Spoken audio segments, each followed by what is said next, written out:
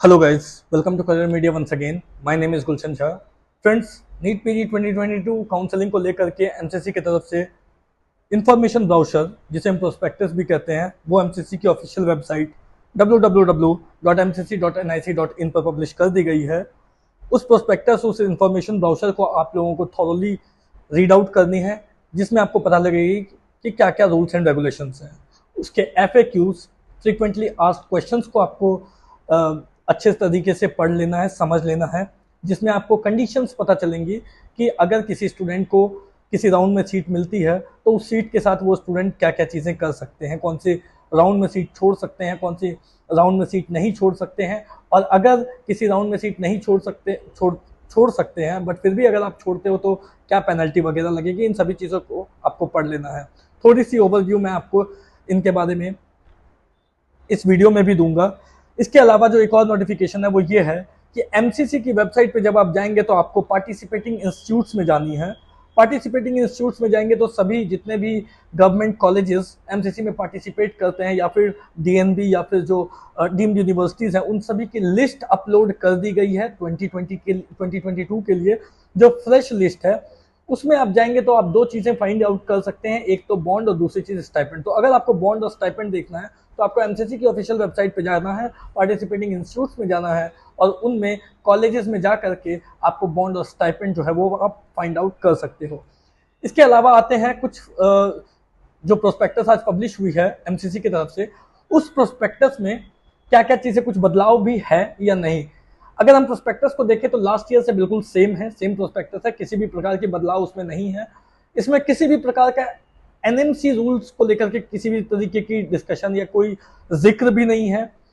इसमें जो बेसिकली बात नोट करने वाली वो ये है कि डीम्ड यूनिवर्सिटीज के लिए अभी भी आपको 2 लाख रुपीज की रजिस्ट्रेशन करनी है, और अगर आप गवर्नमेंट डीएनबी डिप्लोमा एएफएमएस के लिए अप्लाई करना चाहते हो, अगर आप डीम्ड के लिए अप्लाई नहीं करना चाहते हो तो जनरल कैटेगरी के लिए 25,000 की सिक्योरिटी अमाउंट लगेगी और ओबीसी एससी एसटी के लिए 10,000 की सिक्योरिटी अमाउंट लगेगी। सो ये सिक्योरिटी अमाउंट लगेगी। आप लोग जब रजिस्ट्रेशन करोगे तो आप लोगों को रजिस्ट्रेशन करनी है।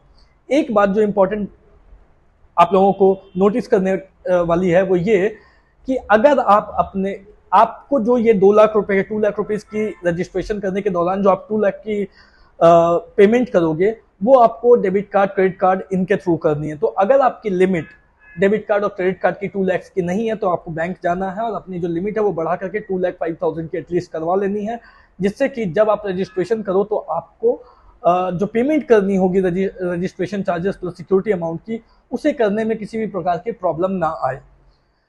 इसके अलावा आते हैं कुछ फॉरफीचर रूल्स की। राउंड 1 और राउंड 2 काउंसलिंग के रूल्स बिल्कुल सेम है। राउंड 1 काउंसलिंग में अगर आपको सीट मिल जाती है तो उस सीट के साथ आपको जो भी करने का मन हो आप कर सकते हो, उस सीट को आप ले भी सकते हो। अगर आपको आपकी कॉलेज पसंद आई, आपकी सीट पसंद आई, जो सीट आपको राउंड 1 में मिली, तो आप उस पर एडमिशन भी ले सकते हो। एडमिशन लेकर के आप ग्रेजुएशन में भी जा सकते हो। अगर आपको वो सीट पसंद नहीं आई तो आप उस सीट को छोड़ भी सकते हो, किसी भी प्रकार की पेनल्टी नहीं है। दोनों ही केसेस में राउंड 2 काउंसलिंग के लिए आप एलिजिबल रहोगे। राउंड 2 काउंसलिंग की बात करें तो राउंड 2 काउंसलिंग से रूल्स थोड़े से चेंज हो जाते हैं। जो रूल्स है राउंड 2 काउंसलिंग की वो सिंपल यही है कि राउंड 2 काउंसलिंग में अगर आपको सीट मिल जाती है और आपने उस पर एडमिशन ले लिया तो फिर आप बाकी की सभी काउंसलिंग से, चाहे वो ऑल इंडिया की एमसीसी की राउंड 3 काउंसलिंग हो या फिर स्टेट्स की काउंसलिंग हो, उन सभी काउंसलिंग से आप बाहर हो जाते हो। आपके लिए नीट पीजी 2022 की काउंसलिंग यहीं पे खत्म हो जाती है। लेकिन ये किस केस में हो सकती है? अगर राउंड 2 काउंसलिंग में आपको सीट मिली, आपने उसमें एडमिशन ले लिया तब। अगर आपको राउंड 2 काउंसलिंग में सीट मिली बट आपकी वो मनचाही सीट नहीं है और आपने उस पर एडमिशन नहीं लिया, तो आपके लिए बाकी सारे काउंसलिंग जो हैं वो अभी भी अवेलेबल होंगे, उनके डोर्स अभी भी ओपन होंगे। आपको अगर ऑल इंडिया कोटा या एमसीसी की राउंड 3 काउंसलिंग में जानी है, जिसे हम मॉपअप राउंड काउंसलिंग कहते हैं, तो आपको दोबारा से रजिस्ट्रेशन करनी होगी, क्योंकि राउंड 2 काउंसलिंग में जब आपको सीट मिलती है और अगर आप उसको नहीं लेते हो तो आपने जो सिक्योरिटी अमाउंट जमा की थी 25,000 या 2 लाख डीम्ड के केस में, 25,000 गवर्नमेंट के केस में, जो भी आपने सिक्योरिटी अमाउंट पेमेंट की थी वो आपकी फॉरफिट हो जाएगी, वो आपको रिफंड नहीं की जाएगी, पेनल्टी के तौर पे आपसे ले ली जाएगी।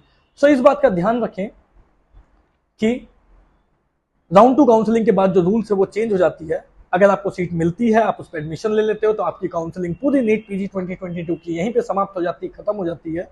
बट अगर आपको सीट मिलती है राउंड 2 काउंसलिंग में और आप उस पर नहीं लेते हो एडमिशन, तो अभी भी आपके लिए बाकी की काउंसलिंग जो है उनके डोर्स ओपन रहेंगे।